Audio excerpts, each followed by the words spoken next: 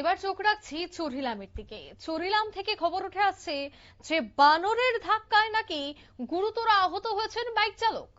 আপনারা দেখতে পাচ্ছেন সেই ছবি। তা হচ্ছে বিশালগড় মহকুমা চরিলাম বাজার। এবং জানা গেছে যে এই জাতীয় সড়কে বানরের সাথে বাইকের ধাক্কা লাগে, আর সেই ধাক্কায় মারাত্মকভাবে আহত হয়েছেন শেকেরকোট এলাকার যুবক সুজিত দেব। অল্পের জন্য প্রাণে রক্ষা পায় সে। চরিলাম বাজারের এক ব্যবসায়িক জানান, বানরের যন্ত্রণায় এক প্রকার অতিষ্ঠ হয়ে পড়েছেন সেখানকার মানুষজন। দল বল নিয়ে বানর এই এলাকায় আসে আর সেখানে তাণ্ডব চালায়। এবং আজ দুপুরেও একই ঘটনা।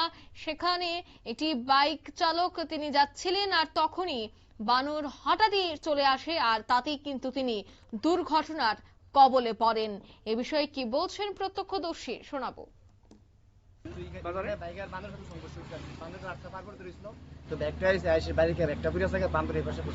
আর বান্দর উৎপাতে আমরা অস্থির আছি পুরা এলাকাবাসী বাজারে লইয়া, মানে বান্দর প্রচুর বান্দর আছে। আবার বাড়ি করতে বাজারে খুলে জায়গা, দোকান তো সিস্টেম খুলে জায়গা, মানে উৎপাদ আছে। আর কষ্ট তো সাইডে রাখছে, কোনো খাওয়ানো কিছু দেবি না। বিনা কারণে না খেয়ে আইসি ঢোকালো, এসে মানুষ উৎপাদ করতেছে। আর রাস্তা বাড়িতে পারতেছে মানুষ, সাধারণ জনগণ এই বান্দরের সাথে সংঘর্ষ হতেছে।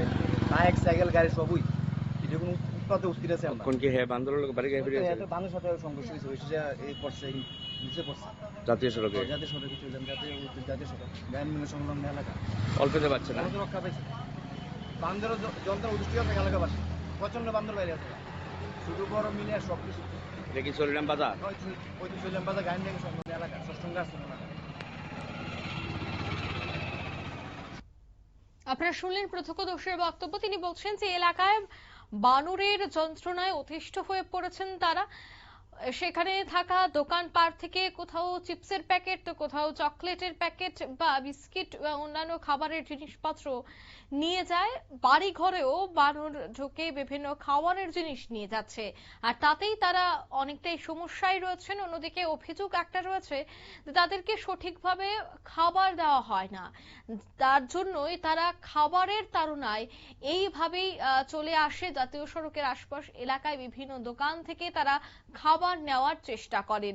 সে জায়গায় আরো একবার কিন্তু সেখানকার মানুষজন বন দফতরের ভূমিকা নিয়ে প্রশ্ন তুললো। তারা বলছেন যে খাবার তারা সঠিকভাবে পাচ্ছেন না, তবে বন দফতর কি করছেন সে নিয়েও কিন্তু উঠল প্রশ্ন।